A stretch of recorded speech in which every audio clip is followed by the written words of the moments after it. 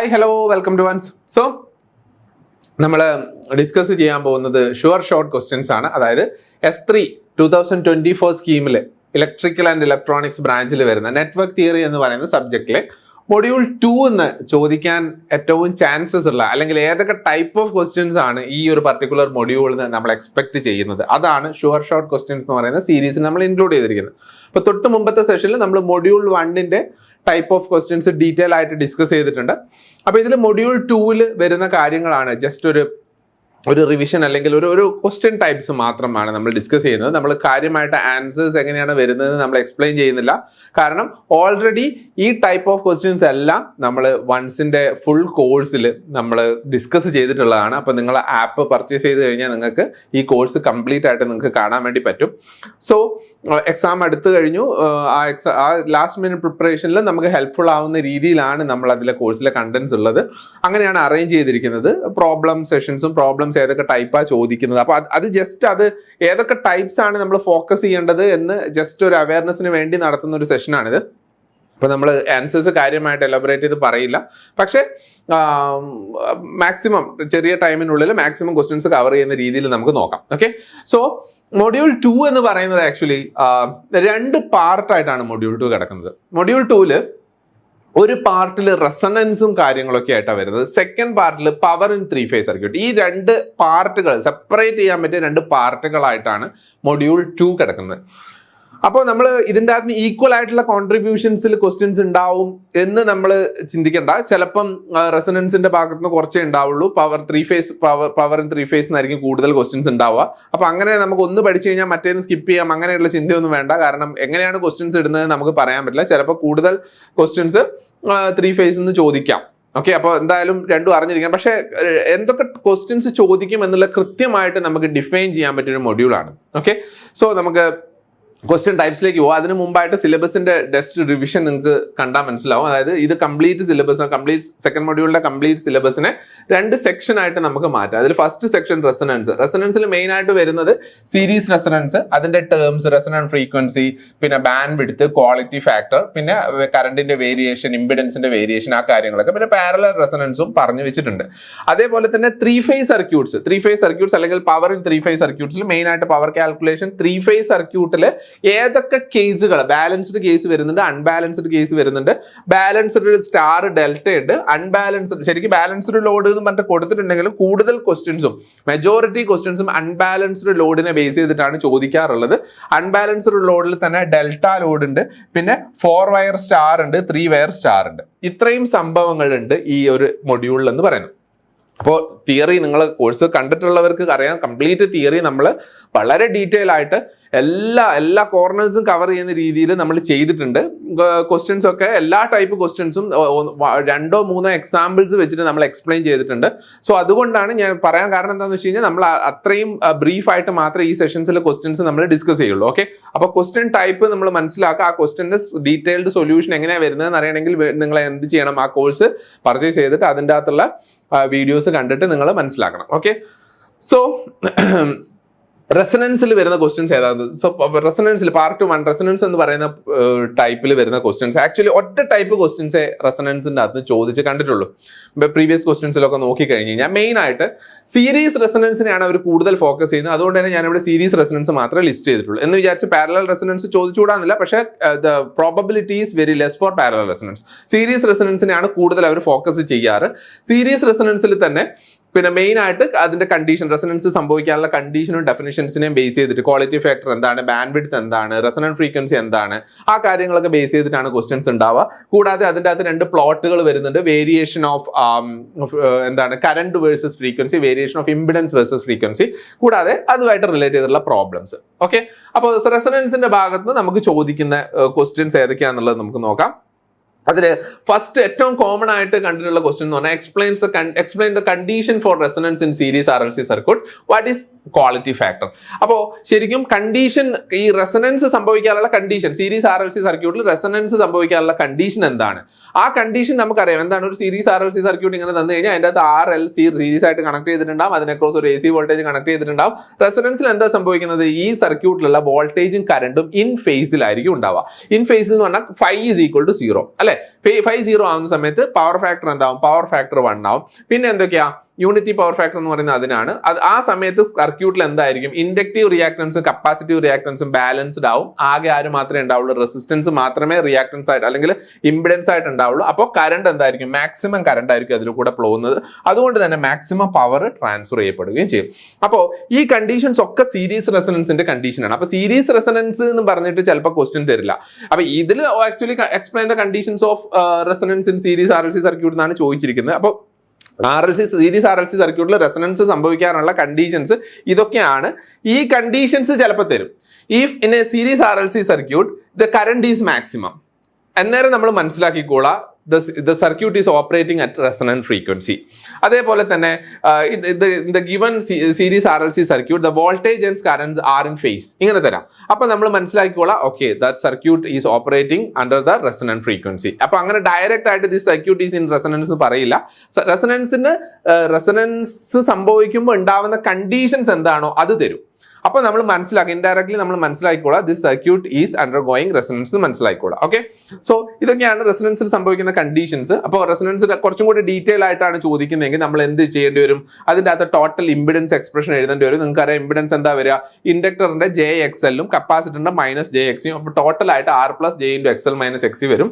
അപ്പോൾ റെസണൻസ് ω = ω0 എന്ന് പറയുന്നത്, അതായത് ഇൻപുട്ട് സിഗ്നലിന്റെ ഫ്രീക്വൻസി വെൻ ω = ω0 ആവുന്ന സമയത്ത് at A particular frequency these two reactances cancel out each other. ആ സമയത്ത് എന്ത് സംഭവിക്കും? The circuit becomes purely resistive. ഇതാണ് റെസണൻസിൽ സംഭവിക്കുന്നത്. അപ്പോൾ ഇമാജിനറി പാർട്ട് എന്താവും? ഇമാജിനറി പാർട്ട് 0 ആവും. അപ്പോൾ XL = XC. ഇത് വെച്ചിട്ട് നമുക്ക് എന്ത് കണ്ടുപിടിക്കാം? റെസൊണന്റ് ഫ്രീക്വൻസിന്റെ എക്സ്പ്രഷൻ കണ്ടുപിടിക്കാം. ഈ ഡെറിവേഷൻ ഒക്കെ നമ്മൾ ഡീറ്റെയിൽ ആയിട്ട് ചെയ്തിട്ടുള്ളതാണ്. അപ്പോൾ ഞാൻ കൂടുതലായിട്ട് അതിനെപ്പറ്റി ഒന്നും പറയുന്നില്ല. ഈ എക്സ്പ്രഷൻസ് നമ്മൾ ഓർത്തിരിക്കണം. റെസൊണന്റ് ഫ്രീക്വൻസിന്റെ എക്സ്പ്രഷൻ F0 = 1/2π√LC. കാരണം ഇതിനെ ബേസ് ചെയ്തിട്ട് എന്തുണ്ടാവും? ഇതിനെ ബേസ് ചെയ്തിട്ട് പ്രോബ്ലംസ് ചോദിക്കാറുണ്ട്. F0 is the resonant frequency. അപ്പോൾ ഇതൊക്കെയാണ് അതിന്റെ കണ്ടീഷൻസ്. ഇനി സെക്കൻഡ് ടൈപ്പ് ഓഫ് ക്വസ്റ്റ്യൻസ് കണ്ടിട്ടുള്ളത്, for a series RLC circuit show the variation of impedance with frequency graphically. ഈ ഫ്രീക്വൻസിക്ക് അനുസരിച്ച് ഇംപിഡൻസ് എങ്ങനെ വേരി ചെയ്യുന്നു എന്നതിനെ കാണിക്കുന്ന ഗ്രാഫ് വരയ്ക്കാൻ. അപ്പോൾ അതിന് നമുക്ക് 2 ഗ്രാഫുകൾ കൺസിഡർ ചെയ്യാം. അപ്പോൾ അതിൽ ഈ ഒരു ഗ്രാഫാണ് നമുക്ക് കുറച്ചും കൂടെ എക്സ്പ്ലെയിൻ ചെയ്യാൻ എളുപ്പം. കാരണം നമുക്കറിയാം at resonance the impedance is very minimum so that the current is maximum. അപ്പോൾ കർവ് എങ്ങനെ വരും? ഇംപിഡൻസ് റെസൊണന്റ് ഫ്രീക്വൻസി ആവുന്ന സമയത്ത് ഇംപിഡൻസ് മിനിമത്തിലും അല്ലാത്ത 2 സമയത്തും ഇംപിഡൻസ് കൂടുതലും ആയിരിക്കും. ഓക്കെ, അപ്പോൾ ഏതൊക്കെ റീജിയനിലാണ് ആ ഇംപിഡൻസിന്റെ മാറ്റം എന്താണെന്ന് മനസ്സിലാക്കാൻ വേണ്ടിയിട്ട് നമ്മൾ F<F0 എന്ന് പറയുന്ന സെക്ഷനിൽ നോക്കുന്ന സമയത്ത് ഇംപിഡൻസ് പ്യൂർലി കപ്പാസിറ്റീവ് ആയിരിക്കും. അതായത് കപ്പാസിറ്റൻസ് ഡോമിനേറ്റ് ചെയ്യും. നേരെ മറിച്ച് F0ന്റെ ഗ്രേറ്റർ ഫ്രീക്വൻസി കൺസിഡർ ചെയ്യുന്ന സമയത്ത് അവിടെ ഇൻഡക്ടർ നേച്ചർ ഡോമിനേറ്റ് ചെയ്യും. അപ്പോൾ ആ രണ്ടും കൂടെ ന്യൂട്രലൈസ് ചെയ്യുന്ന സമയമാണ് എന്ത്? Resonant frequency. ആ സമയത്ത് ഇംപിഡൻസ് റെസിസ്റ്റീവ് ആയിരിക്കും. ഇതൊക്കെയാണ് ഗ്രാഫിൽ നിന്ന് നമുക്ക് മനസ്സിലാക്കാനുള്ളത്. അപ്പോൾ നിങ്ങൾ ഗ്രാഫിന്റെ വേരിയേഷൻ ചോദിച്ചു കഴിഞ്ഞാൽ ജസ്റ്റ് ഗ്രാഫ് വരയ്ക്കുക, ഈ കാര്യങ്ങളൊക്കെ എഴുതാം.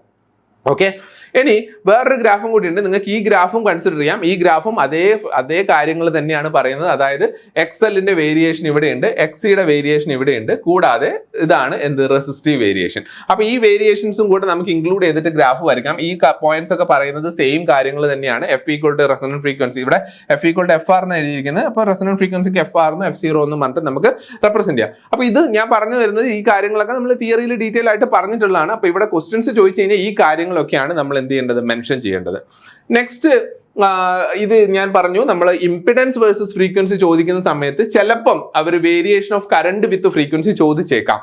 അങ്ങനെയാണെങ്കിൽ എന്താ? ഇംപിഡൻസ് മിനിമം ആകുമ്പോൾ കറണ്ട് മാക്സിമം ആകുമ്പോൾ ഇംപിഡൻസ് മിനിമം. നേരത്തെ ഇംപിഡൻസിന്റെ കർവ് എങ്ങനെ വരച്ചോ അതിന്റെ നേരെ ഓപ്പോസിറ്റ് ആയിട്ട് ഒരു കർവ് വരയ്ക്കുക. That is variation of frequency. ഇതൊക്കെ ഭയങ്കര സിമ്പിൾ കാര്യങ്ങളാണ്. അപ്പൊ നിങ്ങൾക്ക് ജസ്റ്റ് ഈ ഒരു സെഷൻ കേട്ടുകൊണ്ട് നിങ്ങൾക്ക് ആൻസർ ചെയ്യാൻ പറ്റിയ കാര്യങ്ങൾ. അപ്പോൾ ഈ ഒരു മൊഡ്യൂളിൽ നിന്ന് നിങ്ങൾക്ക് ഷുവർ ആയിട്ട് എക്സ്പെക്ട് ചെയ്യാവുന്ന ഒരു ക്വസ്റ്റ്യൻ ആണ് ഈ സീരീസ് റെസൊണൻസിനെ ബേസ് ചെയ്തിട്ടുള്ള ക്വസ്റ്റ്യൻ. അപ്പോൾ സീരീസ് റെസൊണൻസിനെ ബേസ് ചെയ്തിട്ടുള്ള ക്വസ്റ്റ്യൻസ് ഇത്രയും കാര്യങ്ങളാണ് നമ്മൾ മനസ്സിലാക്കേണ്ടത്. അപ്പോൾ അതിന്റെ കൂട്ടത്തിൽ ഈ എക്സ്പ്രഷൻസ് ഒന്ന് എഴുതി വെച്ചേക്കണം.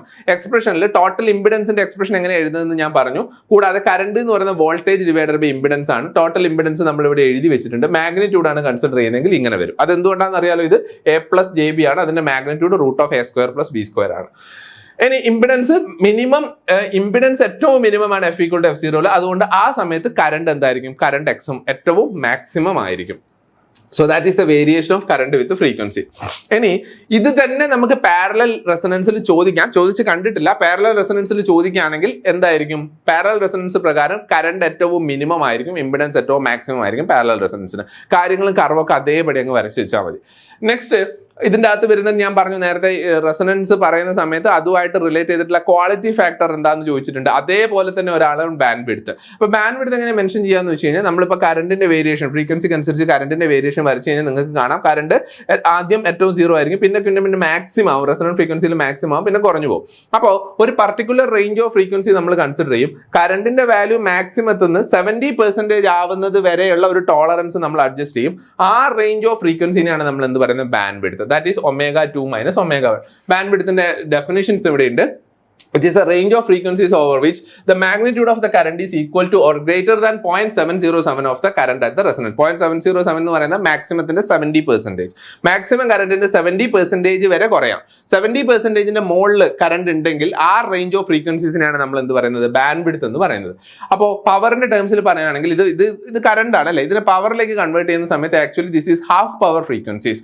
പവർ പകുതിയാവുന്ന ഫ്രീക്വൻസീസ് ആണ് ആക്ച്വലി ω1 ഉം ω2. അപ്പൊ അങ്ങനെ നമുക്ക് ബാൻഡ് വിഡ്ത്തിനെ ഡിഫൈൻ ചെയ്യാം. നെക്സ്റ്റ് ക്വാളിറ്റി ഫാക്ടർ ഫസ്റ്റ് ക്വസ്റ്റ്യന്റെ ഭാഗമായിട്ടുള്ളതാണ്. ക്വാളിറ്റി ഫാക്ടർ എന്ന് പറയുന്നത് ആക്ച്വലി എന്താണ്? It shows the performance of the resonance circuit. അതിന്റെ ഡെഫിനിഷൻ പ്രകാരം it is the measure that how well it can store energy compared to how quickly it can lose. എത്ര നന്നായിട്ട് അതിന് എനർജി സ്റ്റോർ ചെയ്യാൻ പറ്റും എന്നുള്ളതിന്റെ മെഷർ ആണ് എന്ത്? ക്വാളിറ്റി ഫാക്ടർ എന്ന് പറയുന്നത്.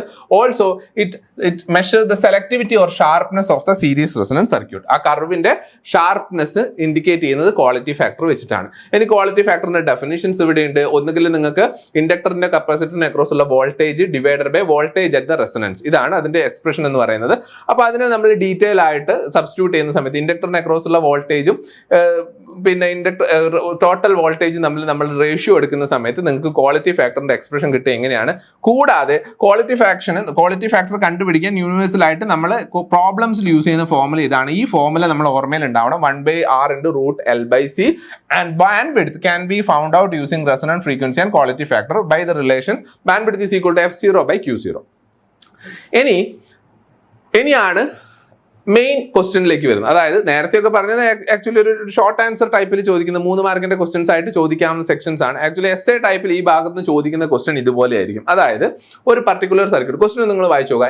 RLC series circuit with resistance, inductance, capacitance values given, supplied with particular voltage supply and it is having A variable frequency. Variable frequency അതായത് AC സപ്ലൈ ആണ് അപ്ലൈ ചെയ്തിരിക്കുന്നത്, അതിന്റെ ഫ്രീക്വൻസി വേരിയബിൾ ആണ്. അങ്ങനെയാണെങ്കിലല്ലേ resonance condition നമുക്ക് കണ്ടുപിടിക്കാൻ പറ്റും. അപ്പോൾ find the following with respect to resonance circuit. ഇതാണ് കണ്ടുപിടിക്കേണ്ടത്, ഈ ഫാക്ടേഴ്സ് എല്ലാം. അപ്പോൾ ചിലപ്പം ക്വസ്റ്റ്യനിൽ ഇത്രയും ഫാക്ടേഴ്സ് ഉണ്ടാവില്ല. ചിലപ്പോൾ ഒരു ഫാക്ടർ ആയിരിക്കും, ചിലപ്പോൾ 2 ഫാക്ടർ ആയിരിക്കും, ചിലപ്പോൾ 3 ഫാക്ടർ ആയിരിക്കും. എന്നിരുന്നാലും ഈ ഫാക്ടേഴ്സ് ഒക്കെ കണ്ടുപിടിക്കുന്നത് ഡയറക്ട്ലി ഫോർമുലാസ് വെച്ചിട്ടാണ്. അപ്പൊ എല്ലാത്തിന്റെ ഫോർമുല നമ്മുടെ മനസ്സിലുണ്ടാവണം. ഈ ഒരു സെക്ഷൻ വളരെ ഇമ്പോർട്ടന്റ് ആണ്. കാരണം ഏറ്റവും എളുപ്പത്തിൽ നെറ്റ്വർക്ക് തിയറിയിൽ ഏറ്റവും എളുപ്പത്തിൽ മാർക്ക് സ്കോർ ചെയ്യാൻ പറ്റിയ ഒരു ക്വസ്റ്റ്യൻ ആണിത്. കാരണം ഇത് ഡയറക്റ്റ് ക്വസ്റ്റ്യൻ ആണ്. ആ റിലേഷൻഷിപ്പ് ഒക്കെ നമുക്ക് ആ ഇക്വേഷൻസ് ഒക്കെ ഓർമ്മയുണ്ടെങ്കിൽ നമുക്ക് ഡയറക്റ്റ് ആയിട്ട് സബ്സ്റ്റിറ്റ്യൂട്ട് ചെയ്യാം, നമുക്ക് ആൻസർ കണ്ടുപിടിക്കാവുന്നതേ ഉള്ളൂ. സോ ഇവിടെ ചോദിച്ചിരിക്കുന്ന ഓരോന്നായിട്ട് നമുക്ക് ചെയ്യാം. അതിൽ ഫസ്റ്റ് വരുന്ന റെസൊണന്റ് ഫ്രീക്വൻസി ആണ്. RLC വാല്യൂസും ഇൻപുട്ട് വോൾട്ടേജും തന്നിട്ടുണ്ട്.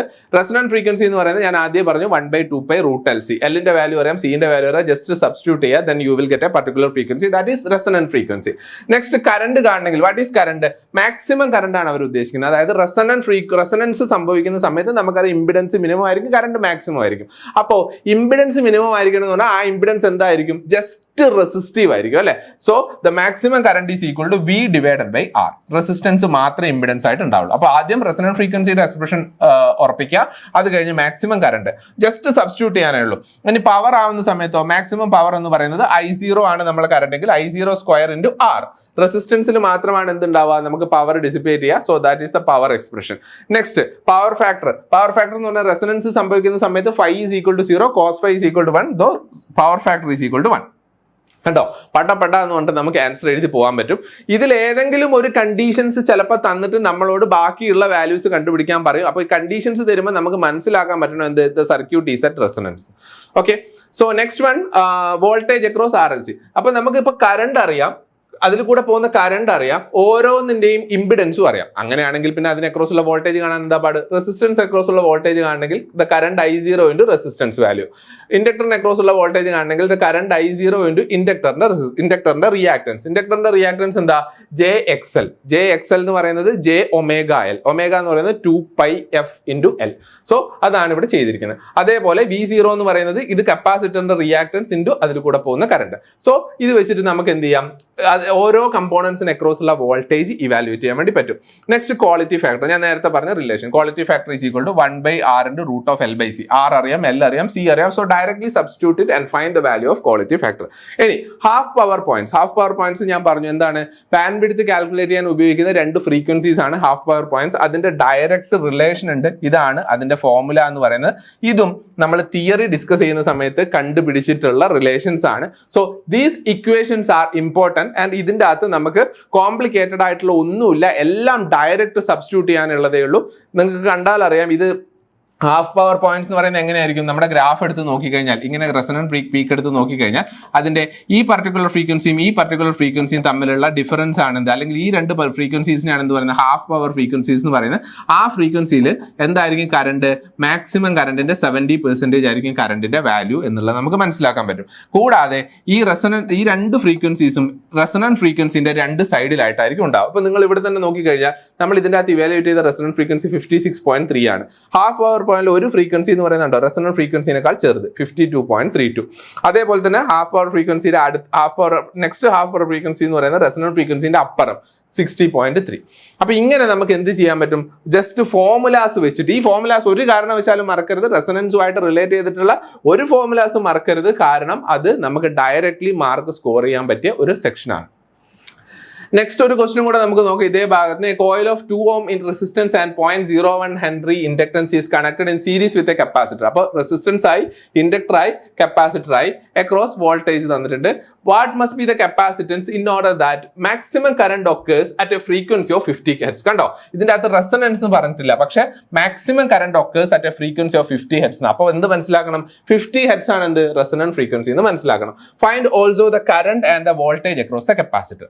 അപ്പോൾ ഇതിന്റെ അകത്ത് തന്നിരിക്കുന്നത് resistance value, inductance value, voltage supply value, ഫ്രീക്വൻസിയും തന്നിട്ടുണ്ട്, റെസൊണന്റ് ഫ്രീക്വൻസിയും തന്നിട്ടുണ്ട്.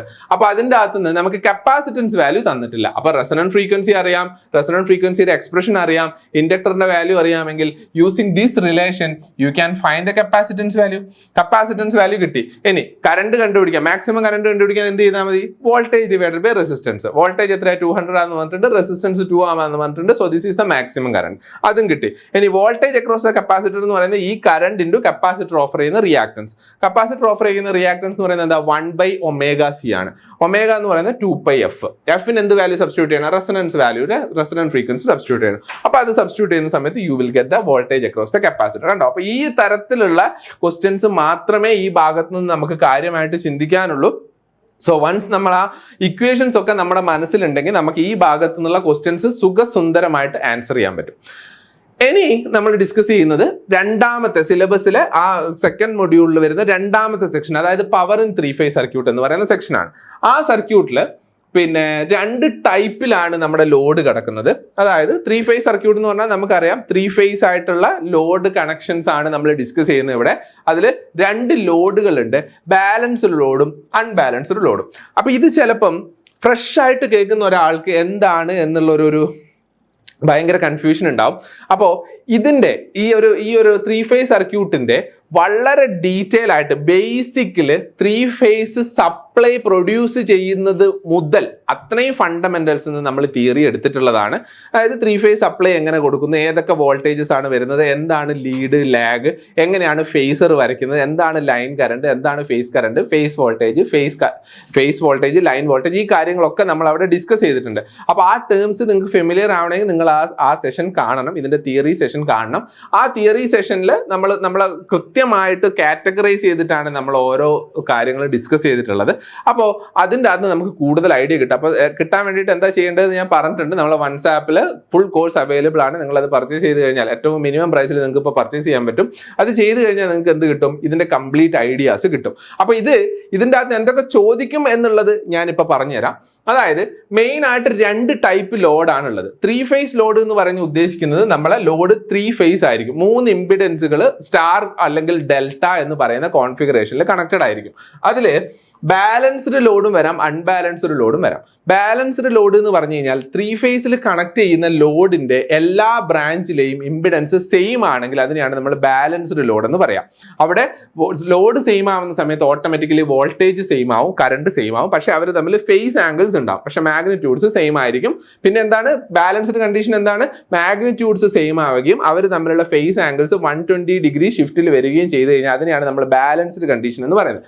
അപ്പോൾ ബാലൻസ്ഡ് കേസിൽ നമുക്ക് സ്റ്റാർ ആയിട്ടും കണക്ട് ചെയ്യാം, ഡെൽറ്റ ആയിട്ടും ലോഡ് കണക്ട് ചെയ്യാം. അപ്പോൾ ബേസിക് ആയിട്ട് ക്വസ്റ്റ്യൻസ് ചോദിക്കുകയാണെങ്കിൽ ബാലൻസ്ഡ് ലോഡിന്റെ കേസിൽ സ്റ്റാർ കണക്ഷനും ചോദിക്കാം, ഡെൽറ്റ കണക്ഷനും ചോദിക്കാം. പക്ഷേ ഇതുവരെ ചോദിച്ചിട്ടുള്ള ഒരു 5 ഇയേഴ്സ് ക്വസ്റ്റ്യൻ പേപ്പർ നമ്മൾ എടുത്തു നോക്കിക്കഴിഞ്ഞാൽ ആ ചോദിച്ചിട്ടുള്ള ക്വസ്റ്റ്യൻസ് എല്ലാം അൺബാലൻസ്ഡ് ലോഡിനെ പറ്റിയുള്ള ക്വസ്റ്റ്യൻസ് ആണ്. ബാലൻസ്ഡ് ലോഡിന്റെ ക്വസ്റ്റ്യൻസ് ഒന്നുപോലും ചോദിച്ച് കണ്ടിട്ടില്ല. അപ്പോൾ പേടിക്കേണ്ട, നമ്മൾ ഈ ക്വസ്റ്റ്യൻസ് ഡിസ്കസ് ചെയ്യുന്ന സമയത്ത് ബാലൻസ്ഡ് ലോഡും കൂടെ ജസ്റ്റ് ഒന്ന് പറഞ്ഞു പോകുന്നുണ്ട്.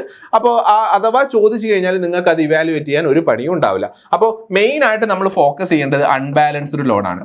അൺബാലൻസ്ഡ് ലോഡിൽ 3 തരത്തിലാണ് ലോഡ് കണക്ട് ചെയ്യാൻ ഉണ്ടാവുക. 1 ഡെൽറ്റ ആയിട്ട് കണക്ട് ചെയ്യാം, 2 4 വയർ സ്റ്റാർ കണക്റ്റഡ് ലോഡ് വെക്കാം, 3 വയർ സ്റ്റാർ കണക്റ്റഡ് ലോഡ് വെക്കാം. ഈ 3 ടൈപ്പിലുള്ള ലോഡ് ആയിരിക്കും അൺബാലൻസ്ഡ് കേസിൽ ക്വസ്റ്റ്യനിൽ ഉണ്ടാവുക.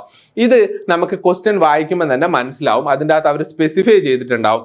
അൺബാലൻസ്ഡ് ആണ് എന്ന് മനസ്സിലാക്കണമെങ്കിൽ 3 ഇമ്പിഡൻസും ഡിഫറൻസ് ആണെന്ന് കണ്ടാൽ മതി. ഇനി ഡെൽറ്റ ആണോ സ്റ്റാർ ആണോ എന്നുള്ള അവർ സ്പെസിഫൈ ചെയ്തിട്ടുണ്ടാവും. 4 വയർ ആണോ 3 വയർ ആണോ എന്നുള്ളതും സ്പെസിഫൈ ചെയ്തിട്ടുണ്ടാവും. അപ്പോൾ ആ കാര്യത്തിൽ നമുക്ക് ടെൻഷനേ വേണ്ട. ഈ 3 കേസും നമ്മൾ അനലൈസ് ചെയ്യുന്നത് 3 തരത്തിലാണ്. അത് മാത്രം, അതിന്റെ ഓരോ പ്രോബ്ലം മാത്രം നമ്മൾ എടുത്ത് പഠിച്ചാൽ തന്നെ നമുക്ക് കൃത്യമായിട്ട് കാര്യങ്ങൾ മനസ്സിലാവും. അതും നമ്മൾ ഇതിന്റെ കോഴ്സ് തിയറി സെഷനിൽ നമ്മൾ ചെയ്തിട്ടുള്ളതാണ്. അപ്പോൾ ഫസ്റ്റ് ക്വസ്റ്റ്യൻ ആയിട്ട് ഒരു ക്വസ്റ്റ്യൻ ഇവിടെ നോക്കാം. ഇത് നോക്കൂ, 3 equal impedances of each of 8 plus j10 ohms are connected in star. ഇത് കാണുമ്പോൾ തന്നെ നിങ്ങൾക്ക് ഒരു കാര്യം മനസ്സിലാവും. 3 ഈക്വൽ ഇമ്പിഡൻസ് ആണ് കണക്ട് ചെയ്തിരിക്കുന്നത്. അത് സ്റ്റാർ എന്ന് പറഞ്ഞു കഴിഞ്ഞാൽ കണക്ഷൻ ഇങ്ങനെയാണ്. ഇതാണ് സ്റ്റാർ കണക്റ്റഡ് ലോഡ് എന്ന് പറയുന്നത്. അപ്പോൾ ഇതില് ഈ കണക്ട് ചെയ്തിരിക്കുന്ന 3 ഇമ്പിഡൻസും Z. ഇതാണ് എന്ത്? ബാലൻസ്ഡ് സ്റ്റാർ എന്ന് പറയുന്ന കണ്ടീഷൻ. ഓക്കെ, അപ്പോൾ ക്വസ്റ്റ്യൻ വായിക്കുമ്പോൾ തന്നെ നമുക്ക് എന്തറിയാൻ പറ്റും? ഇത് എന്ത് കോൺഫിഗറേഷനിലാണ് ലോഡ് ഉള്ളത് നമുക്ക് മനസ്സിലാക്കാൻ പറ്റും. So these loads are connected in star. This is further connected to a particular voltage 3 phase supply. അതിൻ്റെ അകത്ത് കുറച്ച് കാര്യങ്ങൾ കാൽക്കുലേറ്റ് ചെയ്യാൻ പറഞ്ഞിട്ടുണ്ട്. ഫേസ് വോൾട്ടേജ്, ഫേസ് ആംഗിൾ, പിന്നെ phase current, line current, active power, reactive power. ഇതിപ്പോ ഏത് വേണമെങ്കിൽ ചോദിക്കാം. പക്ഷെ നമ്മൾ എല്ലാം എക്സ്പ്ലെയിൻ ചെയ്തിട്ട് ക്വസ്റ്റ്യൻ നമ്മൾ തിയറിയിൽ നമ്മൾ ഈ കോഴ്സിന്റെ കണ്ടന്റിന്റെ അകത്തും അങ്ങനെ തന്നെ കൊടുത്തിരിക്കുന്നത്. ഏത് വേണമെങ്കിൽ ചോദിക്കാം. പക്ഷെ നമ്മളൊരു ക്വസ്റ്റ്യൻ ചെയ്യുമ്പോൾ അതിൻ്റെ അകത്ത് എല്ലാം ചോദിക്കാൻ സാധ്യതയുള്ള എല്ലാ സംഭവങ്ങളും നമ്മൾ ഇവാലുവേറ്റ് ചെയ്ത് വെച്ചിട്ടുള്ളതാണ്. സോ ഇവിടുത്തെ കേസിൽ നമുക്ക് ഓരോരോ പാരാമീറ്റർ ആയിട്ട് കണ്ടുപിടിക്കാം. അപ്പോൾ കണക്ട് ചെയ്തിരിക്കുന്ന ലോഡിന്റെ കാര്യം പറഞ്ഞിട്ടുണ്ട്. 8 plus j10 എന്നാണ് ലോഡിന്റെ കേസ് പറഞ്ഞിരിക്കുന്നത്. ഇനി തന്നിരിക്കുന്ന വോൾട്ടേജ്, ഇവിടെ വോൾട്ടേജ് ആയിട്ട് തന്നിരിക്കുന്ന connected to a particular voltage എന്ന് പറഞ്ഞ് തന്നിട്ടുണ്ടെങ്കിൽ always take the voltage as line voltage. തന്നിരിക്കുന്ന മെയിൻ വോൾട്ടേജ് എപ്പോഴും എന്തായിട്ട് എടുക്കുക? ലൈൻ വോൾട്ടേജ് ആയിട്ട് എടുക്കുക. ഓക്കെ, ഫ്രീക്വൻസി തന്നിട്ടുണ്ട്, അത് അവിടെ ഇരിക്കട്ടെ. സോ ഇത് ഏത് കണക്ഷൻ ആണ്? സ്റ്റാർ കണക്റ്റഡ് ആണ്. സ്റ്റാർ കണക്റ്റഡ് ആവുന്ന സമയത്ത് നമുക്ക് സ്റ്റാർ കണക്റ്റഡ് ആണ്, കൂടാതെ ബാലൻസ്ഡും ആണ്. എന്ന് വെച്ചാൽ എന്തുകൊണ്ടാണ് ബാലൻസ്ഡ് ആണെന്ന് പറയുന്നത്? കാരണം കണക്ട് ചെയ്തിരിക്കുന്ന ഇമ്പിഡൻസ് എല്ലാം സെയിം ഇമ്പിഡൻസുകളാണ്.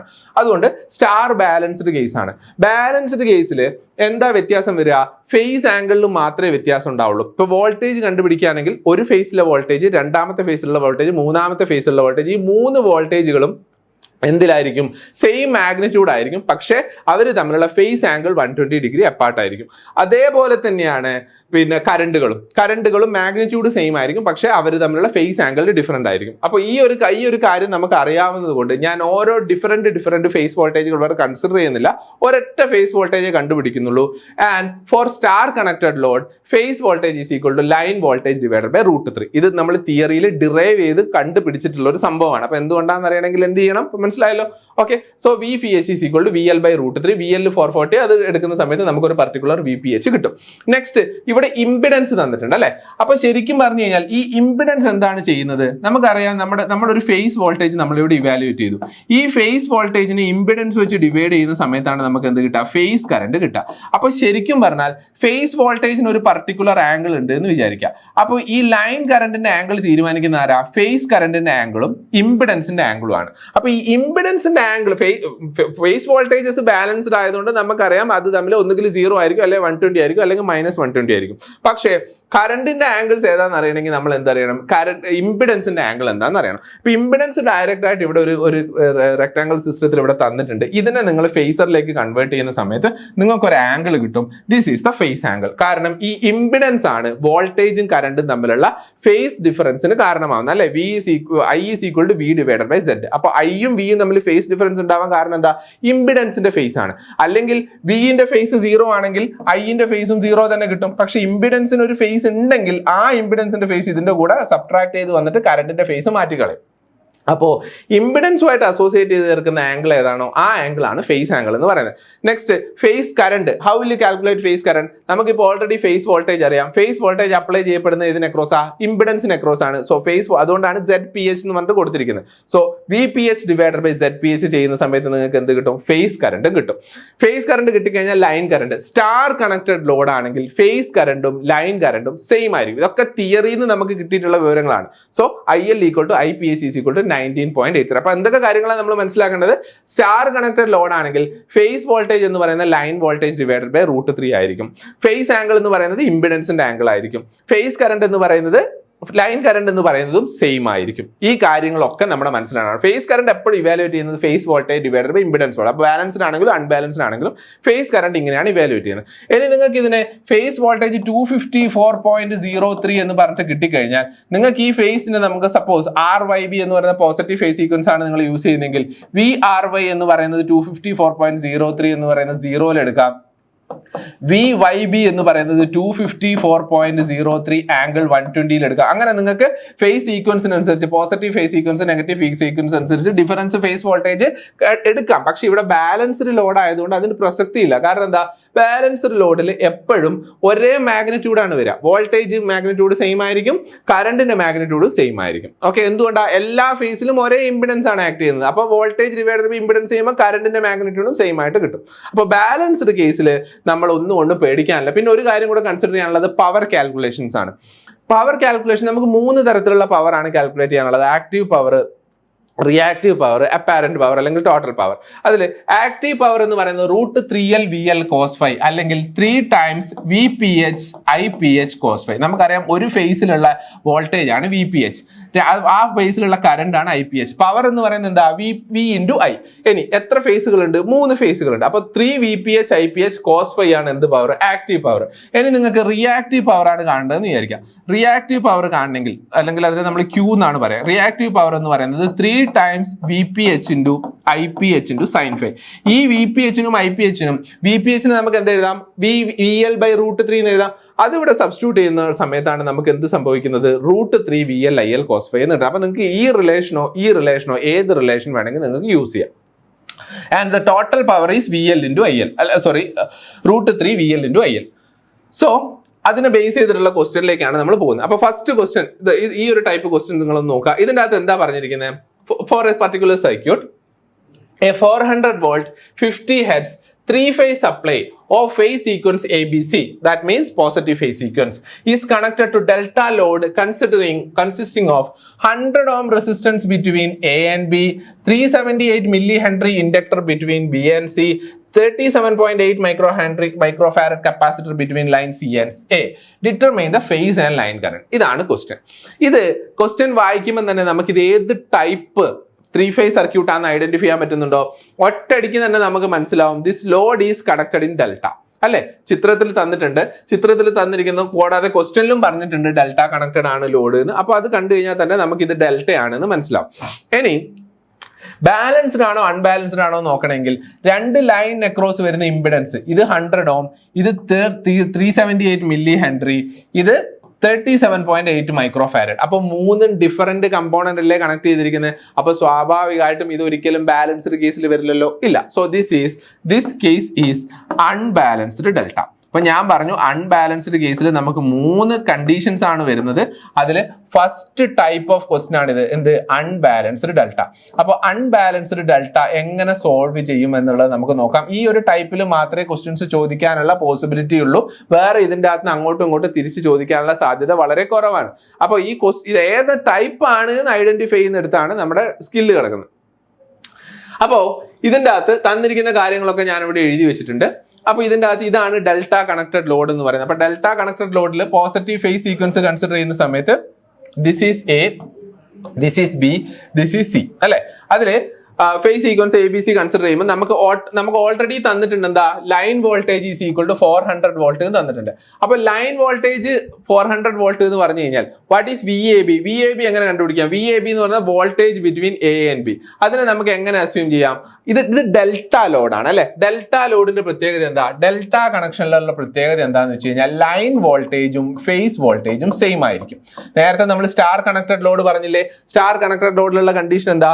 ലൈൻ വോൾട്ടേജും phase voltage, line voltage is equal to phase voltage is equal to line voltage by √3 ആയിരുന്നു. പക്ഷെ ഇവിടെ ഡെൽറ്റ കണക്റ്റഡ് ലോഡിൽ ലൈൻ വോൾട്ടേജും ഫേസ് വോൾട്ടേജും സെയിം ആയിരിക്കും. പക്ഷേ ലൈൻ കറണ്ടും ഫേസ് കറണ്ടും ഡിഫറെന്റ് ആയിരിക്കും. അതാണ് വ്യത്യാസം. അപ്പൊ ഇവിടെ ഡെൽറ്റ കണക്റ്റഡ് ലോഡാണ്. So line voltage is equal to phase voltage. അപ്പൊ ഫേസ് വോൾട്ടേജ് എന്ന് പറയുന്ന ഓരോ ഫേസിലുള്ള വോൾട്ടേജ്, എ ബി എന്ന് പറയുന്ന ഫേസിന് അക്രോസ് ഉള്ള വോൾട്ടേജ്, ബി സി എന്ന് പറയുന്ന ഫേസിന് അക്രോസ് ഉള്ള വോൾട്ടേജ്, സി എ എന്ന് പറയുന്ന ഫേസിന് അക്രോസ് ഉള്ള വോൾട്ടേജ്. എന്തുകൊണ്ടാണ് V A B, V B C, V C A എന്ന് എടുക്കുന്നത്?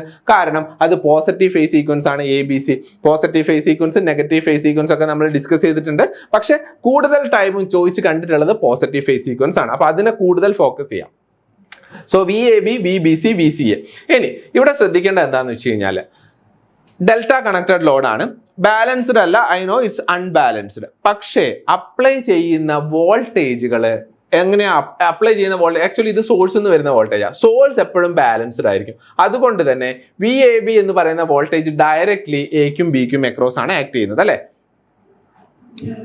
യെസ്, വി എ ബി എന്ന് പറയുന്ന വോൾട്ടേജ് ഡയറക്റ്റ് ആയിട്ട് എക്കും ബിക്കും അക്രോസ് ആണ് വരുന്നത്. അപ്പോ നമുക്ക് എന്ത് എഴുതാം? V A B, V B C, V C എനെ നമുക്ക് എങ്ങനെ അസ്യൂം ചെയ്യാം? V A B C equal to some magnitude 400 ആണെന്ന് ഓൾറെഡി അറിയാം, ആംഗിൾ 0 ഡിഗ്രി. രണ്ടാമത്തെ വോൾട്ടേജ് സെയിം മാഗ്നിറ്റ്യൂഡ്, പക്ഷെ ആംഗിൾ എന്താവും? -120.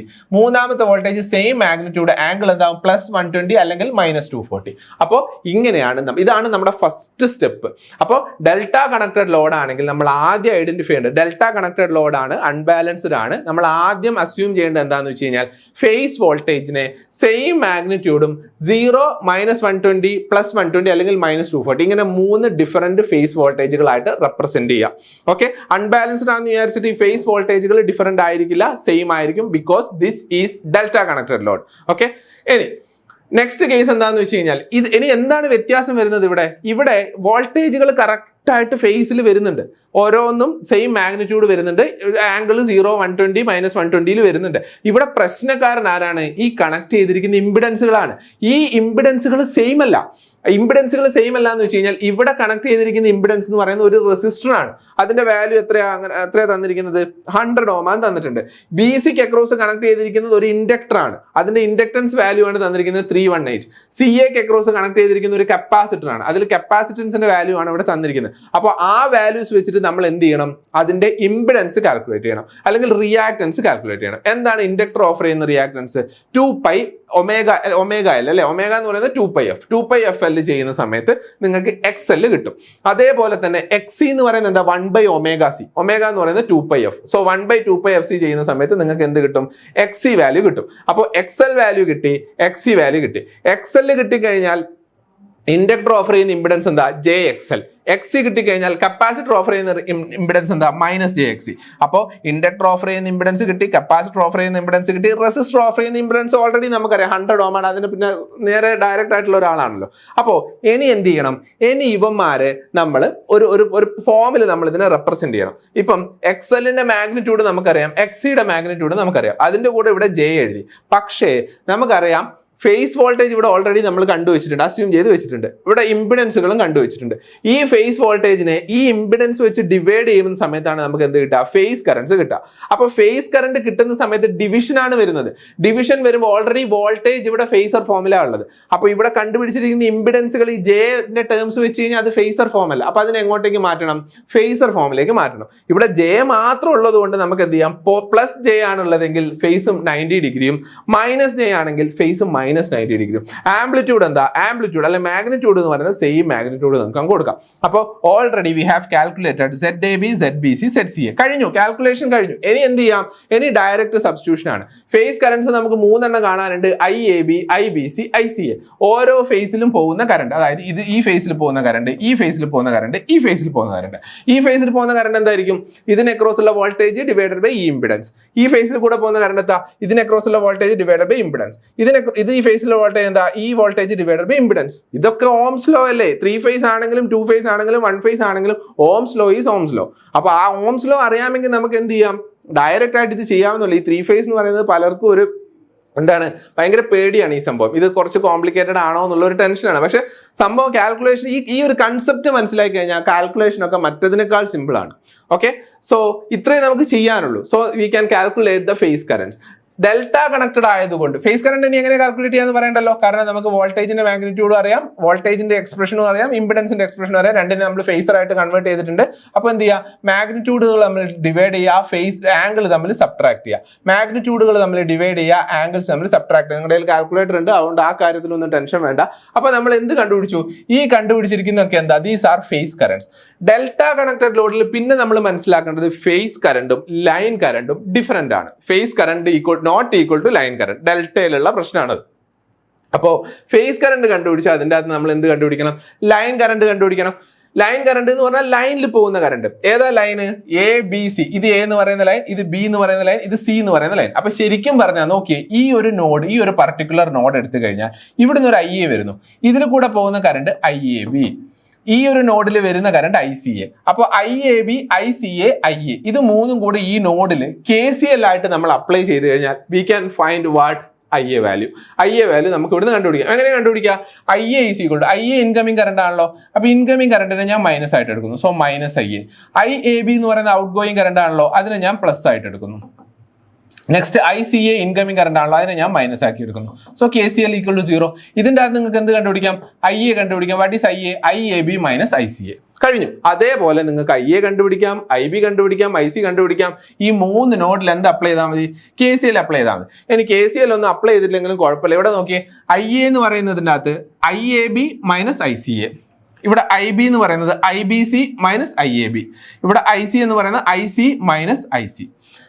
ഇങ്ങനെ റിലേഷൻ ഓർത്തിരുന്നു കഴിഞ്ഞാൽ നിങ്ങൾക്ക് ഡയറക്റ്റ് ആയിട്ട് ഇക്വേഷൻ എഴുതി പോകാം. ഇനി അഥവാ തെറ്റിപ്പോകുന്ന കൺഫ്യൂഷൻ ഉണ്ടെങ്കിൽ ജസ്റ്റ് എന്ത് ചെയ്താൽ മതി? അതിൻ്റെ അകത്ത് KCL അപ്ലൈ ചെയ്താൽ മതി. ഇത് ഫേസർ ഞാൻ ചുമ്മാ വരച്ചു എന്നേ ഉള്ളൂ. ഫേസർ നമുക്ക് ആവശ്യമില്ല, ഫേസർ അങ്ങനെ ചോദിച്ച് കണ്ടിട്ടില്ല. സോ ഇതാണ് ലൈൻ കറൻസ്. അപ്പോൾ ലൈൻ കറൻസ് ഇവാലുവേറ്റ് ചെയ്യുമ്പോൾ വേറൊരു പ്രശ്നം എന്താണെന്ന് വെച്ചാൽ നമുക്ക് ഓൾറെഡി ഫേസ് കറൻസ് നമ്മൾ കണ്ടുവച്ചിട്ടുണ്ട്. അപ്പോൾ ഫേസ് കറന്റ് ഫേസർ ഫോമിലാണ് അല്ലെ? ഈ ഫേസർ ഫോമിനെയാണ് ഇവിടെ സബ്ട്രാക്ട് ചെയ്യാൻ കൊടുത്തിരിക്കുന്നത്. അപ്പോൾ കാൽക്കുലേറ്റർ ഉള്ളത് നമ്മുടെ ഭാഗ്യം. കാൽക്കുലേറ്റർ വെച്ചിട്ട് നമുക്ക് സബ്ട്രാക്ഷൻ പെർഫോം ചെയ്യാം. റെക്ടാംഗുലറിലേക്ക് മാറ്റിയിട്ടോ അങ്ങനെയെങ്കിലും സബ്ട്രാക്ഷൻ പെർഫോം ചെയ്യാം. അത് മാത്രമേ ഇവിടെ കുറച്ച് കാൽക്കുലേഷൻ വരുന്നുള്ളൂ. സോ നമ്മൾ ലൈൻ കറന്റ് കണ്ടു, ഫേസ് കറന്റ് കണ്ടു, ലൈൻ വോൾട്ടേജ് കണ്ടു, ഫേസ് വോൾട്ടേജ് കണ്ടു. Line voltage phase voltage delta connected load same ആണ്. ഇനി ഇവിടെ ചോദിക്കാൻ സാധ്യതയുള്ളത് ഇതിന്റെ പവർ ആണ്. പവർ ചോദിച്ചു കഴിഞ്ഞാൽ നമുക്കറിയാം, പവർ എന്ന് പറയുന്നത് എന്താ? Voltage into current. എന്ത് voltage? Phase voltage into phase current. ഇത് ഒറ്റ ഫേസിലുള്ള പവറാണ്. ഇത് 3 ഫേസുകൾ ഉള്ളതുകൊണ്ട് 3 ടൈംസ് VPH ഇൻറ്റു IPH. നമുക്കറിയാം ഇവിടെ 3 ഫേസ് കറണ്ട് ഉണ്ട്. അതേപോലെ തന്നെ we have 3 phase voltage. VAB ഉണ്ട്, VBC ഉണ്ട്, VCA ഉണ്ട്. അപ്പോൾ VABനെ IAB വെച്ച് മൾട്ടിപ്ലൈ ചെയ്യുന്ന സമയത്ത് നമുക്ക് ആ ഫേസിലുള്ള വോൾട്ടേജ് കിട്ടും. ഇതിന് 3 ടൈംസ് എഴുതാൻ പറ്റില്ല. കാരണം എന്താ? നേരത്തെ ബാലൻസ്ഡ് ലോഡായിരുന്നു. ബാലൻസ്ഡ് ലോഡിൽ VPHും IPHന്റെ മാഗ്നിറ്റ്യൂഡ് എപ്പോഴും സെയിം ആയിരുന്നു. പക്ഷെ ഇവിടുത്തെ കേസിൽ അങ്ങനെയല്ല. ഇവിടുത്തെ കേസിൽ ഡിഫറെന്റ് ആണ്. അപ്പോൾ നമ്മൾ എന്ത് ചെയ്യണം?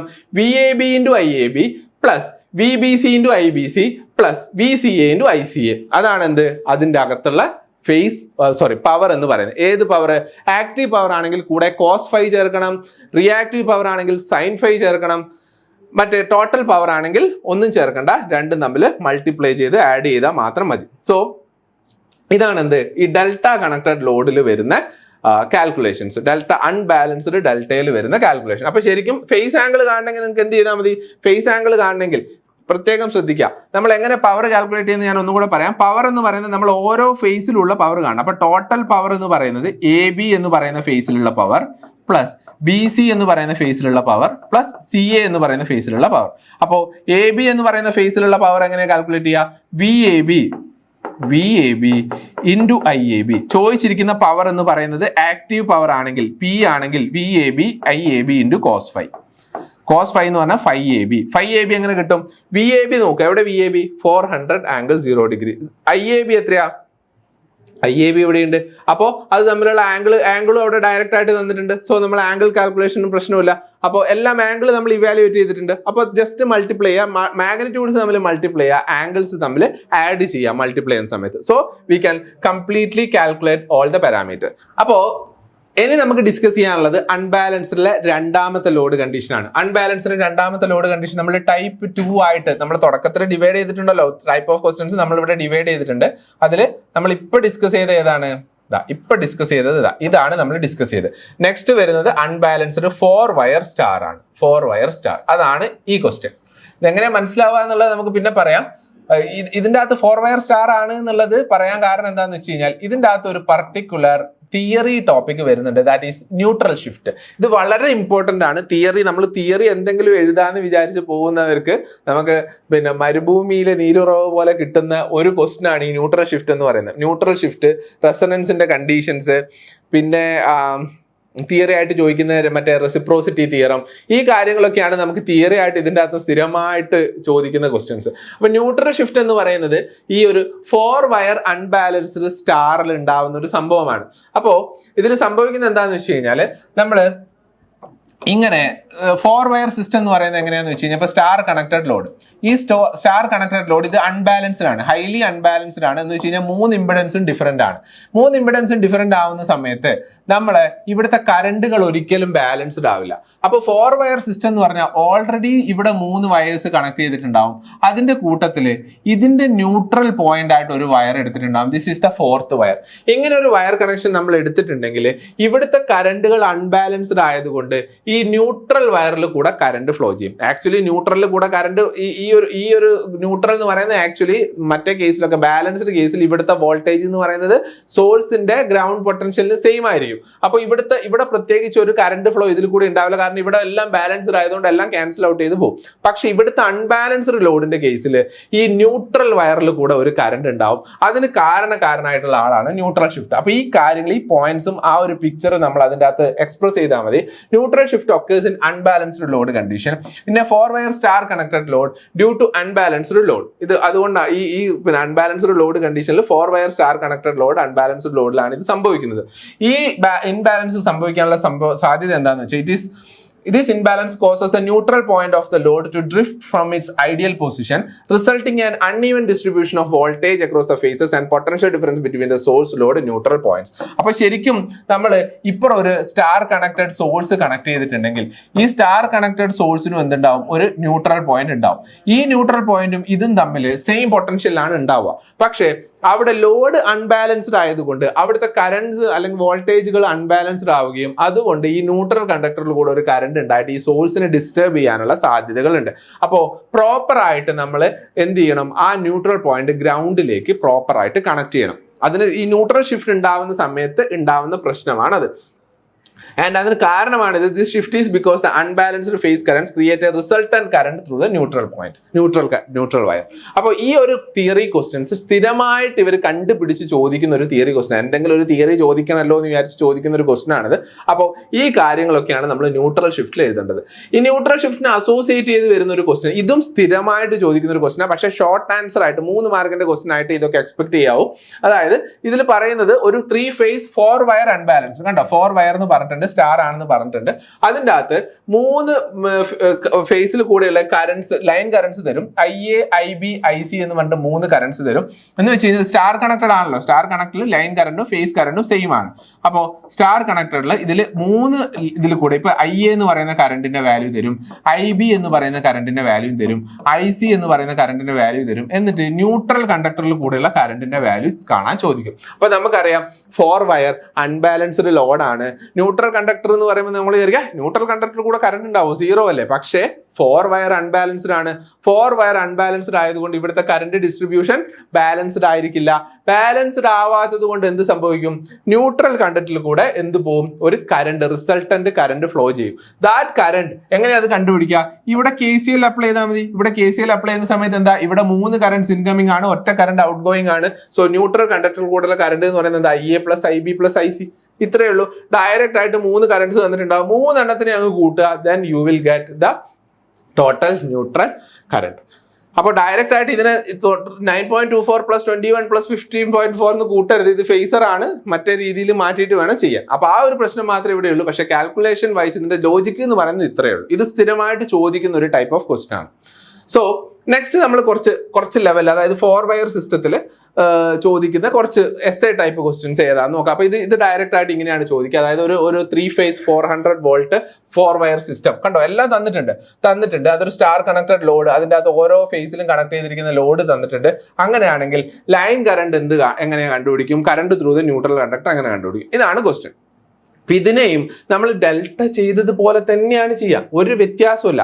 ആകെ ശ്രദ്ധിക്കേണ്ട എന്താന്ന് വെച്ചാൽ സ്റ്റാർ കണക്ഷൻ ആണ് ഇവിടെ.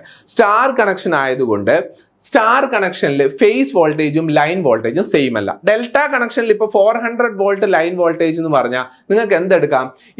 ഈ ഒരു ഡെൽറ്റ കണക്ഷൻ ആണെന്ന് വിചാരിക്കാം. ഡെൽറ്റ കണക്ഷനിൽ ലൈൻ വോൾട്ടേജ് 400 വോൾട്ട് എന്ന് പറഞ്ഞാൽ നിങ്ങൾക്ക് ഡയറക്റ്റ് ആയിട്ട് എടുക്കാം. ഇതിന് അക്രോസ് ഉള്ള വോൾട്ടേജ് 400∠0, ഇതിന് അക്രോസ് ഉള്ള വോൾട്ടേജ് 400∠−120, ഇതിന് അക്രോസ് ഉള്ള വോൾട്ടേജ് 400∠−240. ഇങ്ങനെ നിങ്ങൾക്ക് എടുക്കാം. പക്ഷേ സ്റ്റാർ കണക്റ്റഡ് ലോഡ് ആവുന്ന സമയത്ത് ലൈൻ വോൾട്ടേജും ഫേസ് വോൾട്ടേജും സെയിം അല്ല.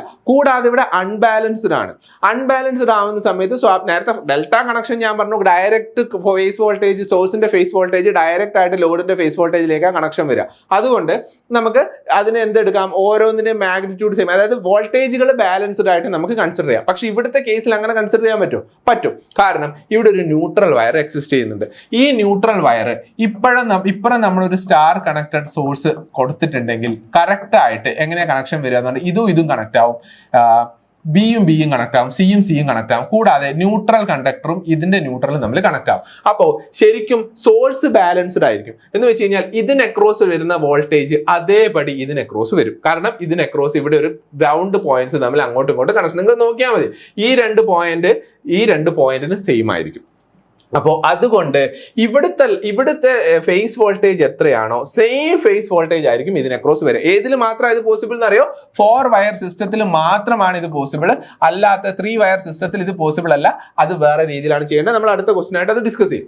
അപ്പോൾ ആ ഒരു അഡ്വാൻറ്റേജ് നമുക്കുണ്ട്. പക്ഷെ ഇവിടെ ചിന്തിക്കേണ്ട എന്താണെന്ന് വെച്ച് കഴിഞ്ഞാൽ ഇത് സ്റ്റാർ കണക്റ്റഡ് ലോഡാണ്. സ്റ്റാർ കണക്റ്റഡ് ലോഡിൽ ലൈൻ വോൾട്ടേജും ഫേസ് വോൾട്ടേജും ഡിഫറൻ്റ് ആണ്. നമുക്ക് എപ്പോഴും കാൽക്കുലേറ്റ് ചെയ്യേണ്ടി വരും ഫേസ് വോൾട്ടേജാണ്. ഫേസ് വോൾട്ടേജ് കിട്ടി, ഇമ്പിഡൻസ് ഫേസ് ഇമ്പിഡൻസുകളായിരിക്കും. ഫേസ് വോൾട്ടേജും ഫേസ് ഇമ്പിഡൻസും വെച്ചിട്ട് നമുക്ക് എന്ത് ചെയ്യാം? ഫേസ് കറണ്ട് കണ്ടുപിടിക്കാം.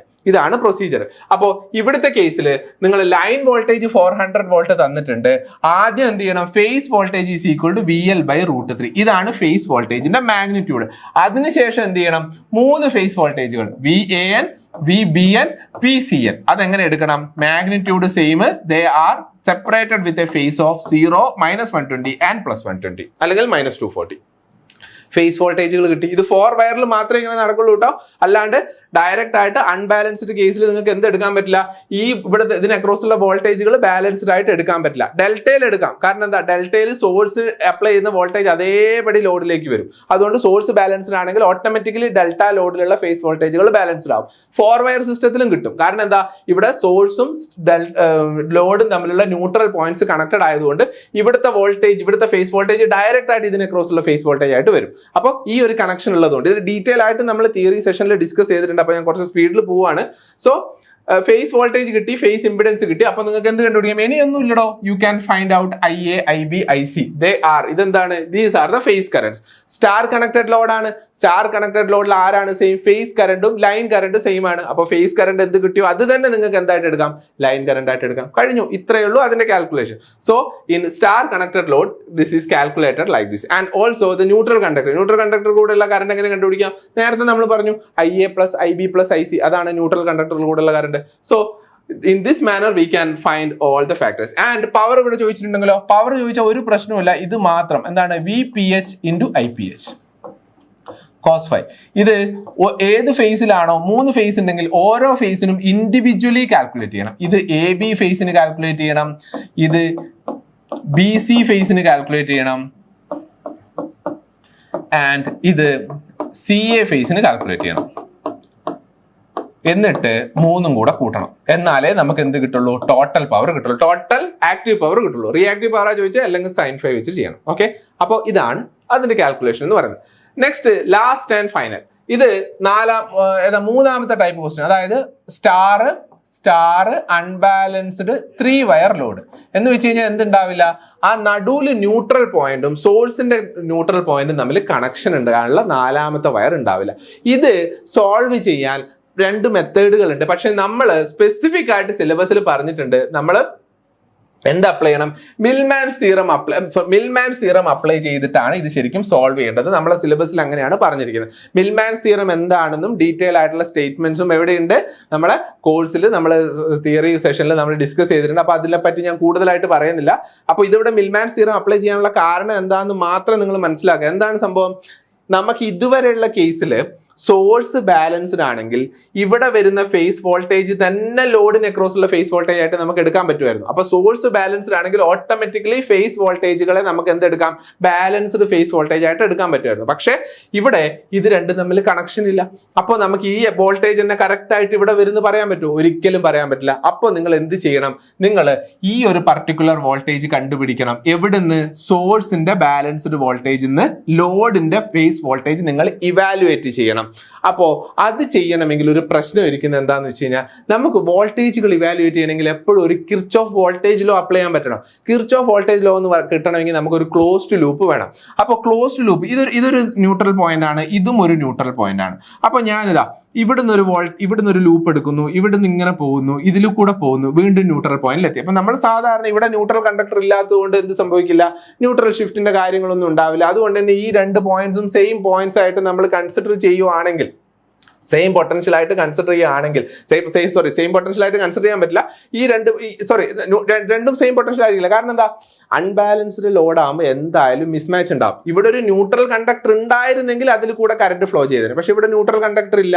ന്യൂട്രൽ കണ്ടക്ടർ ഇല്ലാത്തത് കൊണ്ട് നമുക്ക് എന്തെടുക്കാം? ഈ ഒരു വോൾട്ടേജ് പ്ലസ് ഈ ഒരു വോൾട്ടേജും കൂടെ നമ്മൾ കൺസിഡർ ചെയ്യണം. അതായത് ഇത് രണ്ടും തമ്മിലുള്ള ഷിഫ്റ്റ് വോൾട്ടേജ് എത്രയാണെന്നുള്ളത് നമ്മൾ കാൽക്കുലേറ്റ് ചെയ്യണം. അത് കാൽക്കുലേറ്റ് ചെയ്താൽ മാത്രമേ ഇതിന്റെ അകത്തുള്ള ലോഡിലുള്ള ഫേസ് വോൾട്ടേജ് നമുക്ക് ഇവാലുവേറ്റ് ചെയ്യാൻ പറ്റുള്ളൂ. അത് കാൽക്കുലേറ്റ് ചെയ്യാൻ വേണ്ടിയിട്ടാണ് നമ്മൾ എന്ത് യൂസ് ചെയ്യുന്നത്? മിൽമാൻസ് തിയറം യൂസ് ചെയ്യുന്നത്. അപ്പോൾ സംഭവമൊക്കെ ഇതാണ്. ലൈൻ വോൾട്ടേജ് തന്നിട്ടുണ്ട്, ഡിഫറെന്റ് ഇമ്പിഡൻസുകൾ തന്നിട്ടുണ്ട്, ZR, ZB, ZB ഒക്കെ തന്നിട്ടുണ്ട്. സ്റ്റാർ കണക്റ്റഡ് ലോഡാണ്. സ്റ്റാർ കണക്റ്റഡ് ലോഡ് ആവുന്ന സമയത്ത് ഓട്ടോമാറ്റിക്കലി ഫേസ് വോൾട്ടേജിന്റെ മാഗ്നിറ്റ്യൂഡ് എങ്ങനെ എടുക്കും? ലൈൻ വോൾട്ടേജ് ഡിവൈഡഡ് ബൈ √3 എന്ന് പറയുന്നത് എടുത്തു. ഇത് ആരുടെയാണ്? ഇത് സോഴ്സിന്റെ ഫേസ് വോൾട്ടേജ് ആണ്. എന്ന് വെച്ച് കഴിഞ്ഞാൽ ഈ ഒരു പർട്ടിക്കുലർ വോൾട്ടേജ്, അതായത് VRO, അതാണ് എന്ത്? 254.03 അതിന്റെ മാഗ്നിറ്റ്യൂഡ്. അതേപോലെ തന്നെ VYO ഇതിന്റെ മാഗ്നിറ്റ്യൂഡും 254.03. VBO അതിന്റെ മാഗ്നിറ്റ്യൂഡും 254.03. എല്ലാത്തിന്റെയും മാഗ്നിറ്റ്യൂഡ് സെയിം ആണ്. കാരണം എന്താ? ഇത് സോഴ്സ് ആണ്. സോഴ്സ് ബാലൻസ്ഡ് ആയിരിക്കും. സോഴ്സിൽ ആരെങ്കിലും ഇൻബാലൻസ് ക്രിയേറ്റ് ചെയ്യോ? ഇല്ല. സോഴ്സ് എപ്പോഴും ബാലൻസ്ഡ് ആയിരിക്കും. അതുകൊണ്ട് നമുക്ക് അതിന്റെ മാഗ്നിറ്റ്യൂഡ് കിട്ടി. From this we have to calculate what? അതായത് VRO, VYO, VBO. കണ്ടോ? VRO, VYO, VBO. ഇതെങ്ങനെ കിട്ടിയത്? ലൈൻ വോൾട്ടേജ് തന്നിട്ടുണ്ട്, അതിനെ √3 വെച്ച് ഡിവൈഡ് ചെയ്തു. അപ്പൊ മാഗ്നിറ്റ്യൂഡ് കിട്ടി. ഫേസുകൾ തമ്മിൽ ആംഗിൾ +120 -120 സബ്ട്രാക്ഷനിൽ ചെയ്തു. അപ്പൊ സോഴ്സിലെ വോൾട്ടേജ് കിട്ടി. ഈ ഒരു പർട്ടിക്കുലർ വോൾട്ടേജ് നമുക്ക് കിട്ടി. ഇനി നമുക്ക് എന്ത് കാണണം? ലോഡിലുള്ള ഫേസ് വോൾട്ടേജ്, അതായത് VRN ആണ് നമുക്ക് കണ്ടുപിടിക്കുന്നത്. ഇതിന് അക്രോസ് ഉള്ള വോൾട്ടേജ്. അതിന് നമുക്ക് എന്ത് വേണം? VNO എന്ന് പറയുന്ന വോൾട്ടേജ് അറിയണം. മിൽമാൻസ് തിയറം യൂസ് ചെയ്ത് കഴിഞ്ഞാൽ, മിൽമാൻസ് തിയറം പറയുന്നത് ഡീറ്റെയിൽ ആയിട്ട് ഞാൻ പറയുന്നില്ല. അതായത് ഒരു സോഴ്സും ഇതിന് അക്രോസ് ഒരു ഇമ്പിഡൻസും കണക്ട് ചെയ്തിട്ടുണ്ടെങ്കിൽ, ഒരു സോഴ്സും ഒരു ഇമ്പിഡൻസും കണക്ട് ചെയ്തിട്ടുണ്ട്, ഇതേപോലെ വേറൊരു സോഴ്സ് വേറൊരു ഇമ്പിഡൻസ്, വേറൊരു സോഴ്സ് വേറൊരു ഇമ്പിഡൻസ്, അങ്ങനെ ഒരുപാട് ഇന്റർ കണക്ഷൻസ് ഉള്ള ഒരു സർക്യൂട്ടിലാണെങ്കിൽ ആ സർക്യൂട്ടിലെ ഈ രണ്ട് പോയിന്റ്സിന് അക്രോസ് ഉള്ള വോൾട്ടേജ് നിങ്ങൾക്ക് ഇവാലുവേറ്റ് ചെയ്യണമെങ്കിൽ you can use this formula. This is formula as per Millman's theorem. അപ്പോൾ ഡയറക്റ്റ് ആയിട്ട് ഈ ഫോർമുല മാത്രം നിങ്ങൾ ഓർത്തിരിക്കുക. ഇത് എന്തുകൊണ്ടാണ് വരുന്നത് എന്നുള്ള ഡീറ്റെയിൽ ആയിട്ട് ഞാൻ എക്സ്പ്ലെയിൻ ചെയ്തിട്ടുള്ളതാണ്, അതിവിടെ ഞാൻ പറയുന്നില്ല. So this is the formula for obtaining the voltage between NO.